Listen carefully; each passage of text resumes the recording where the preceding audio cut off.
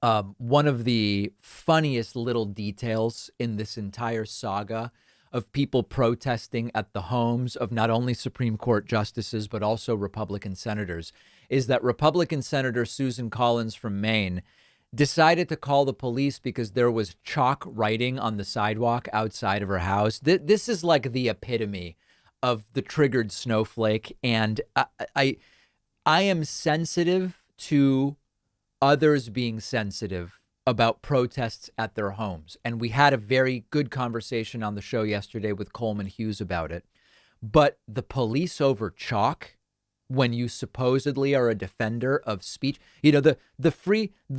I'm fine having a good faith conversation about protests at people's houses. I'm glad to do it. But when you're talking about free speech absolutists who all of a sudden say chalk isn't okay, that's a bit of a problem. Business Insider reports Susan Collins called the police to report, quote, defacement of public property after someone wrote an abortion rights message in chalk on a public sidewalk outside of her house.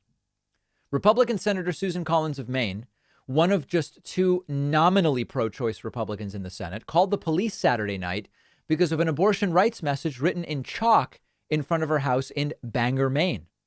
According to the Bangor Daily News, officers responded to a call at 9:20 because a message appeared on the sidewalk. It read, "Susie, please, Mainers want WHPA. Vote yes, clean up your mess." WHPA means the Women's Health Protection Bill, which would codify abortion rights afforded by Roe v. Wade into federal law. This is an idea that is an important idea. It's being increasingly discussed.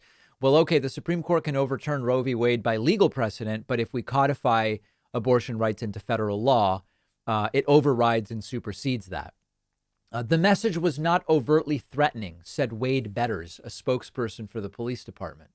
We are grateful, Susan Collins said to the Daily News, we are grateful to the Bangor police officers and the city public works employees who responded to the defacement of public property in front of our home. Guys, I mean, we're not talking about poster paint here. We're not talking about spray paint. We're talking about chalk, which washes away when it rains or with a bucket or a hose. To call this defacement, this isn't graffiti. This is what kids do all the time. They write with chalk on the sidewalk. And there's this, I don't want to put all of this on Susan Collins because it's not uniquely her that's the hypocrite here. But it's the big picture of all of this. On the one hand, Republicans have been so hesitant to say the president led and incited an insurrection and there should be no consequences on the one hand.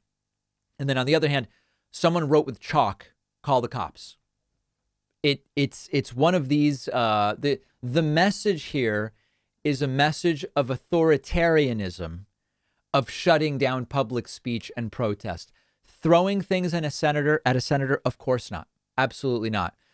Going on the property of individuals to protest, absolutely not.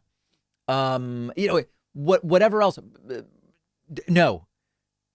Writing with chalk on the sidewalk, that seems like a real problem when that now becomes something that police are called over. You can't write with chalk on a sidewalk, but then you can tell the woman to carry a pregnancy to term, or you don't want to hold Trump accountable for the things that he did. So I think that this is an outrageous little micro episode about how the big picture conversation is kind of missing the forest for the trees. And by the way, I got a few angry emails after my conversation yesterday with Coleman Hughes from people saying, David, how can you be worried about protests at someone's house when women are being disenfranchised from even being able to make decisions about their own bodies, decisions which can be life and death?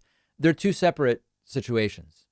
I am completely, overwhelmingly, unequivocally disgusted by what we believe to be the forthcoming decision on Roe v. Wade.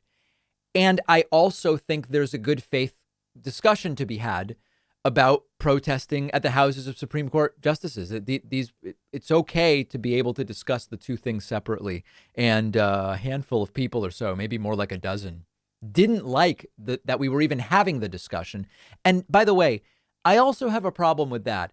I know about this whole we're just asking questions thing and how it can be used to cover in ways that aren't particularly productive. Oh, when Tucker says, some people say 10,000 people died from the COVID vaccine. We're just asking questions on the show. I get the problematic nature of just asking questions. But to say I shouldn't even be having the conversation about protest strategy and tactics. No, guys, that's not that's not any kind of support of robust discussion that I can agree with. So maybe rethink that.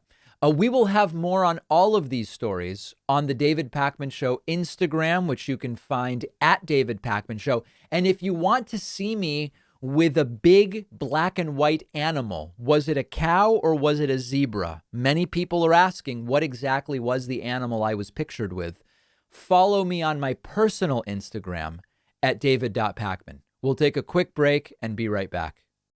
One of our sponsors is called Privacy. Privacy is a totally free service that I've been using for years.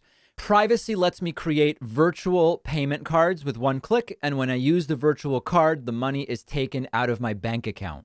You can create multiple cards, delete them, freeze them, set a spending limit on them. Let's say I'm signing up for a free trial and it requires a credit card. Privacy will autofill a virtual card number, and then after signing up, I can delete that virtual card. So I know I'm not going to be charged again. Something really useful and very practical. Or let's say I'm ordering food over the phone, but I left my wallet somewhere. I don't have my real credit card on me. I can use a virtual card on my Privacy mobile app. But really the best part is you're not out there exposing your real credit card number, so you're not as susceptible to data breaches and identity theft. Privacy is a totally free service, and you'll get $5 to spend when you go to privacy.com/Pakman. The link is right underneath this video.